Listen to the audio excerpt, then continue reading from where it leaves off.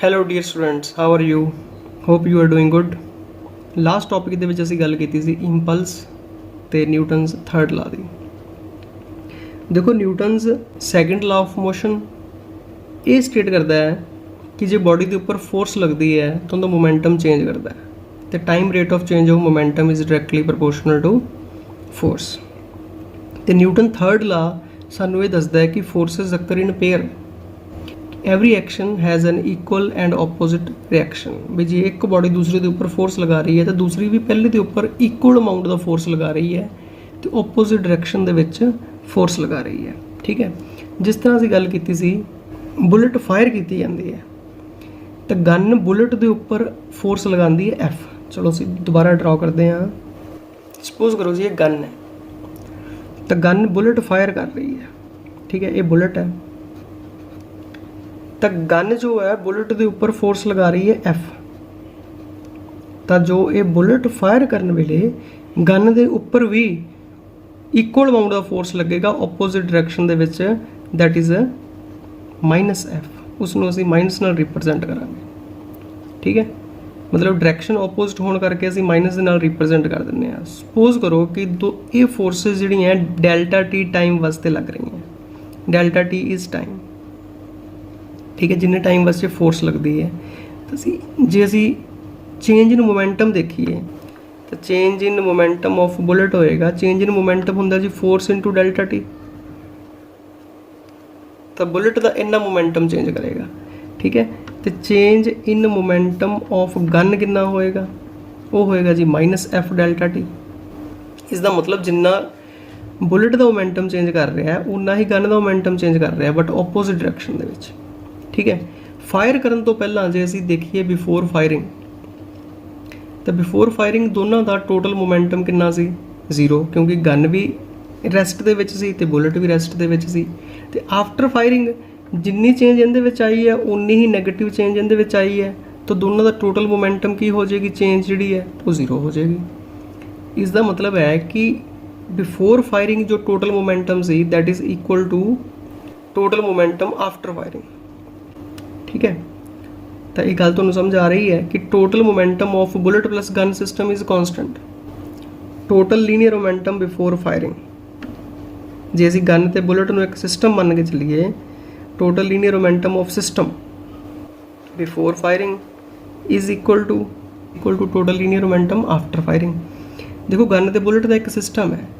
Gun ਦਾ linear momentum mass into velocity before firing ਕਿੰਨਾ ਹੈ? 0। ਬੁਲਟ ਦਾ ਲੀਨੀਅਰ ਮੋਮੈਂਟਮ, ਕਿਉਂਕਿ ਬੁਲਟ ਵੀ ਰੈਸਟ ਦੇ ਵਿੱਚ ਹੈ ਗਨ ਦੇ ਵਿੱਚ, ਤਾਂ ਬੁਲਟ ਦਾ ਲੀਨੀਅਰ ਮੋਮੈਂਟਮ ਕਿੰਨਾ ਹੈ? ਮਾਸ into velocity 0।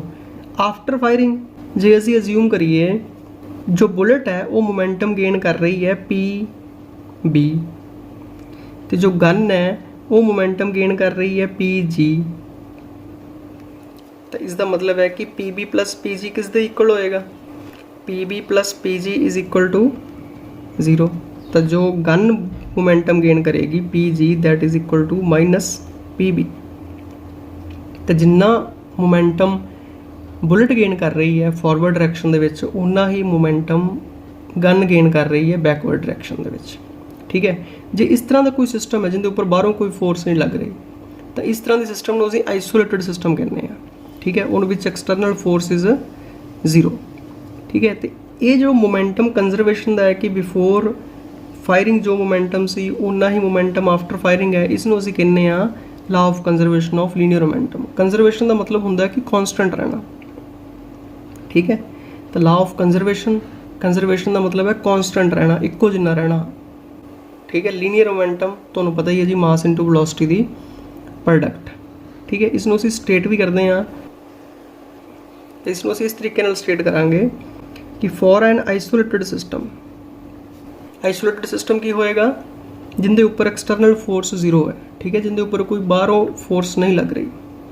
For an isolated system ਕਿ total linear momentum always remains conserved. ਕਿ ਜੇ ਆਈਸੋਲੇਟਡ ਸਿਸਟਮ ਹੈ ਤਾਂ ਆਈਸੋਲੇਟਡ ਸਿਸਟਮ ਵੀ ਤੁਹਾਨੂੰ ਯਾਦ ਰੱਖਣਾ ਪਏਗਾ ਕਿ ਆਈਸੋਲੇਟਡ ਸਿਸਟਮ ਕੀ ਹੈ?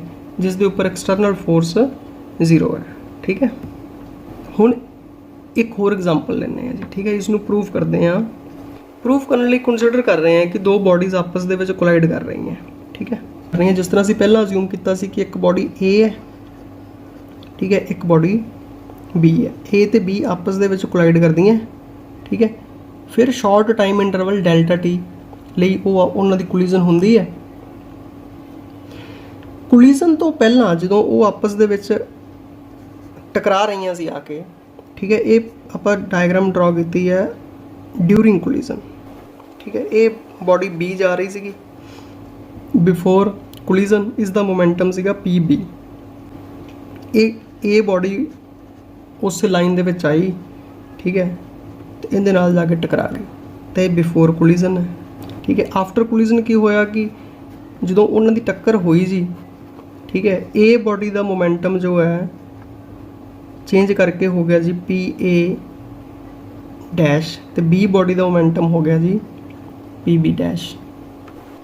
ये सिचुएशन है जी आफ्टर कोलीजन, ठीक है। हुण बॉडीज़ दोनों डेल्टा टी टाइम वास्ते इंटरैक्ट कीतियां, मतलब कोलीजन का टाइम बहुत घट है, जिस तरह से कहते इंपल्सिव फोर्सिस होंदियां, ठीक है। ये आपां एग्जाम्पल पहलां भी कीती सी।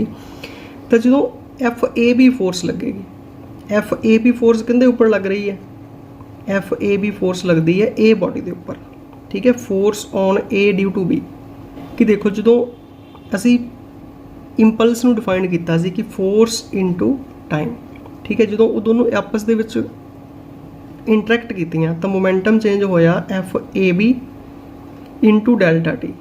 ये फोर्स किंदे उपर लग रही है, ए दे उपर, तो ए दा मोमेंटम चेंज करेगा। ए दा मोमेंटम कितना चेंज किया, देखो पहला पी ए सीगा, हुण पी ए डैश है, तो असीं करांगे जी final momentum P A dash minus P ए,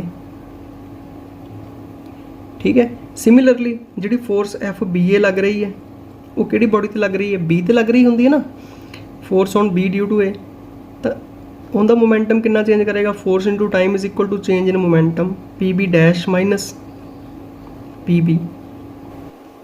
जे असी फस्ट इक्वेशन तो एफ ए बी फाइंड करिए, तो एफ ए बी किस दे इक्वल हो जाएगा, F A B is equal to P A dash minus P A over delta T, ठीक है। तो सैकेंड इक्वेशन तो जे असी फाइंड करिए एफ बी ए हो जाएगा P B dash minus P B over delta T. तो according to Newton third law की होंदा है, न्यूटन थर्ड ला कहता बॉडी एक दूजे उपर इक्वल तो ओपोजिट फोर्स लगाती है। एफ ए बी किस दे इक्वल होएगा, माइनस एफ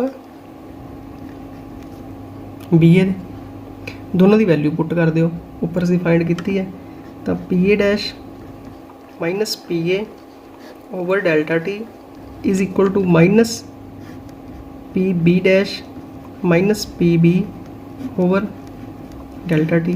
तो डेल्टा टी नाल डेल्टा टी कैंसिल हो जाएगा, बाकी की बचेगा P A dash minus P A is equal to minus P B dash plus P B. बाहरला माइनस अंदरले साइन चेंज कर देगा, आ माइनस हो जाएगा, ये प्लस हो जाएगा। हुण पी ए नूं असीं इस साइड ते लै जाने, पी बी डैश नूं इधर ले जाने, तो ये बन जाएगा जी P A dash plus P B dash is equal to P A plus P B, ठीक है जी। तो ये हो गया जी टोटल मोमेंटम आफ्टर कोलीजन, ये हो गया total momentum before collision. Total linear momentum of system after collision, ये हो गया जी total linear momentum before collision, ठीक है जी। तो इसका मतलब इसके ऊपर कोई एक्सटर्नल फोर्स नहीं लग रही, जो ये फोर्सेस लग रही हैं ये इंटरनल फोर्सेस है, ए बी ते लगा रही है, बी ए ते लगा रही है। तो यही अपना law of conservation of linear momentum state कर रहा है कि if external force is zero for isolated system total linear momentum remains conserved, कि टोटल लीनियर मोमेंटम कॉन्स्टेंट है। जिन्ना बिफोर कोलीजन सी उन्ना ही आफ्टर कोलीजन है। जिस तरह से गन की एग्जाम्पल ली, जिन्ना बिफोर फायरिंग सी वो भी जीरो सी, तो जिन्ना आफ्टर फायरिंग है वो भी जीरो है। इसका मतलब बॉडीज़ इंटरनल फोर्सेस करके जिन्ना मोमेंटम गेन कर रही हैं वो इक्वल तो ओपोजिट गेन कर रही हैं, ठीक है। तो नैक्सट टॉपिक असी करना है जी इक्विलिब्रियम ऑफ पार्टिकल। इक्विलिब्रियम का मतलब होंदा है कि जो कोई पार्टिकल है उसके उपर एक नालों ज़्यादा फोर्सेस लग रही हैं तो वो उसके उपर नैट फोर्स जीरो है, ठीक है। तो इक्विलिब्रियम का मीनिंग है कि net external force on the particle is zero. या कोई बॉडी ले सकते हो तुम, पार्टिकल की जगह पर कोई बॉडी है, ठीक है। सपोज करो ये एक पार्टिकल है, ठीक है। इसके उपर एक फोर्स लग रही है जी टूवर्ड्स दिस F1, दूसरी फोर्स लग रही है जी इस तो अपोजिट डायरेक्शन F2, ठीक है। जे इसके उपर नैट फोर्स 0 है तो की मीनिंग होएगा कि ये दोनों फोर्सेस का जो सम है that is 0, F1 plus F2 is equal to 0, जो वैक्टर सम है वो 0 होएगा, ठीक है।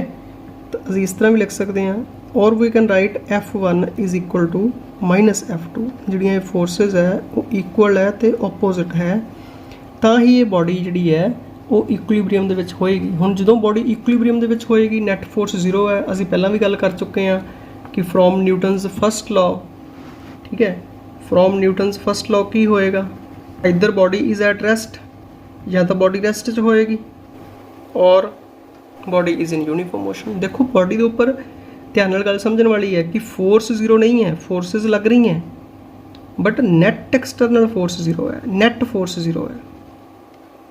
समझ लगी कि सारियां फोर्सेस एक दूजे नूं की कर रही हैं, कैंसल कर रही हैं, वो इक्वल है तो ओपोजिट है।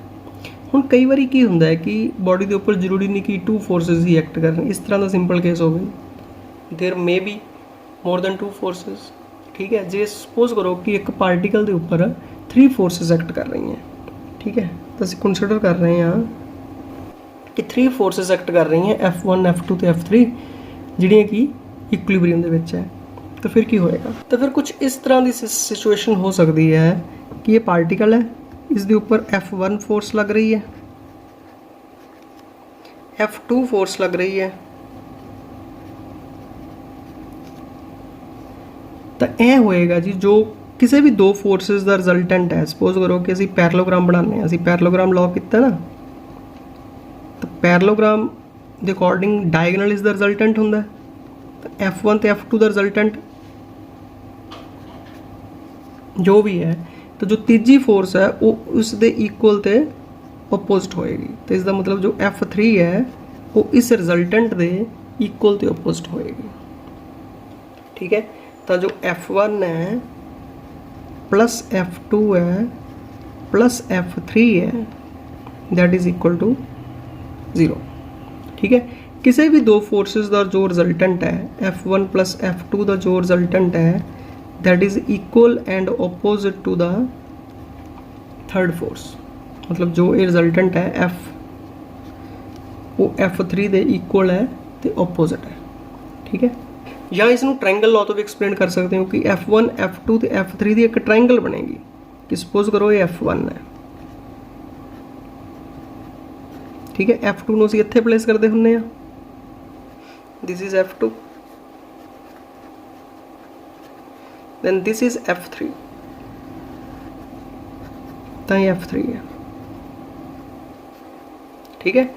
तो जे असीं इन्हां दोनों का रिजल्टेंट लवांगे F1 तो F2 का, वो इस डायरेक्शन दे विच होएगा, मतलब नैगेटिव ऑफ F3 होएगा, तां भी असीं एवें लिख सकते हैं कि F1 plus F2 is equal to minus F3, ठीक है। जे असीं इसकी डायरेक्शन चेंज कर दईए, नैगेटिव कर दईए इसनूं, तो इसका रिजल्टेंट बन जाएगा ना, तो इक्विलिब्रियम दे विच की होएगा कि तीनों सेम ऑर्डर दे विच होणगे, तो असीं इस तो भी लिख सकते हैं कि F1 plus F2 plus F3 is equal to 0। एक होर इंपॉर्टेंट कंक्लूजन निकलता है कि जे फोर्सेस इक्विलिब्रियम दे विच है, किसी पार्टिकल के उपर जो फोर्सेस लग रही हैं तो वो आपस दे विच क्लोज्ड डायग्राम दे नाल रिप्रजेंट होणगियां जिंदे विच सारियां फोर्सेस सेम ऑर्डर दे विच है, ठीक है। या तुसी इस तरीके नाल कह सकते हो जे तुसी न्यूमेरिकल सॉल्व करने हैं तो असीं ये कह सकते हैं कि जदों असीं इन्हां फोर्सेस के कंपोनेंट्स बनावांगे अलॉन्ग एक्स वाई डायरेक्शनस, ठीक है, जो फोर्सेस प्लेन दे विच है तो F1 का कंपोनेंट क्योंकि ये तो है ही एक्स एक्सिस के लॉन्ग असीं लै रहे हैं, F2 के कंपोनेंट बनावांगे long X axis long Y axis, F3 के कंपोनेंट बनावांगे long X axis long Y axis. तो एक्स एक्सिस वाले सारे कंपोनेंट जो नैगेटिव एक्स एक्सिस वाले सारे कंपोनेंट के इक्वल होणगे तो ओपोजिट होणगे, तो जो वाई एक्सिस वाले पासे कंपोनेंट है वो नैगेटिव वाई एक्सिस वाले कंपोनेंट्स के बराबर होणगे, तो एक दूजे को कैंसल कर लेंगे, ठीक है। चलो एक न्यूमेरिकल करते हैं इस चीज़ को एक्सप्लेन करने लई, इक्विलिब्रियम एक्सप्लेन करने लई। देखो कि सानू एक स्टेटमेंट दी गई है, कहता एक मास है जिहड़ा कि 6 kg का मास है, तो उन्हें सस्पेंड किया गया by the rope of length 2 metre आ गया force of 50 newton is applied in horizontal direction at the mid point of the P as shown what is angle of the rope makes with vertical in equilibrium g is 10 neglect the mass of rope गया जी एक रोप नाल एक मास suspend किया गया है तो centre दे विच एक फोर्स लगाई गई है हॉरिजेंटल डायरेक्शन दे विच मैं डायग्राम ड्रॉ करके तुहानूं एक्सप्लेन करदा देखो तो पहला सिचुएशन ये सीगी कि ये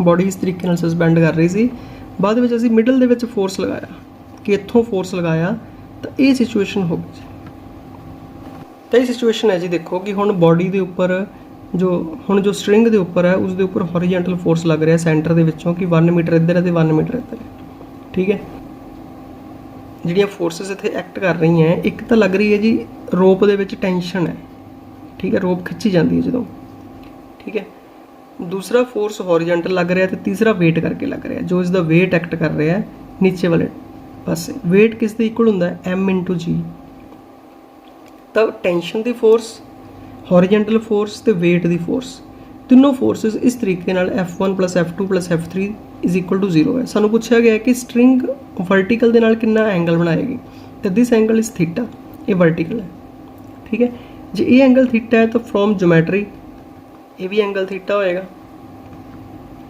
ठीक है पैरेलल लाइंस है तो ये एंगल थीटा तो ये भी थीटा होएगा हुण इस टी के असीं कंपोनेंट्स बना दिंदे देखो ये टी है ना जो इसनूं रिजोल्व कर दिंदे जिवें असीं एक्स ते वाई एक्सिस दे लॉन्ग गल कीती सी क्योंकि ये देखो ये एक्स एक्सिस दे लॉन्ग है वाई एक्सिस दे लॉन्ग है तो यही है जो इन बिटवीन है तो इसनूं असीं रिजोल्व कर दिंदे टी दे कंपोनेंट इस पासे बनेगा जी टी कॉस थीटा जिस पासे थीटा हुंदा है ते इस दे परपेंडिकुलर बनेगा जी टी साइन थीटा जे ये बॉडी बैलेंस है सिस्टम इक्विलिब्रियम दे विच है तो की होएगा तो इन इक्विलिब्रियम जो हॉरिजेंटल फोर्सेस है वो एक दूजे को बैलेंस करनगियां वर्टिकल एक दूजे को बैलेंस करनगियां तो टी साइन थीटा किस दे इक्वल हो जाएगा टी साइन थीटा इक्वल हो जाएगा जी 50 न्यूटन दे तो टी कॉस थीटा किस दे इक्वल हो जाएगा टी कॉस थीटा इक्वल हो जाएगा जी एम जी वेट जो है तो इत्थे एम की वैल्यू 6 गिवन है तो जी की वैल्यू 10 गिवन है थीटा फाइंड करना है असं दोनों डिवाइड कर दें ठीक है जी डिवाइड दीज टू इक्वेशंस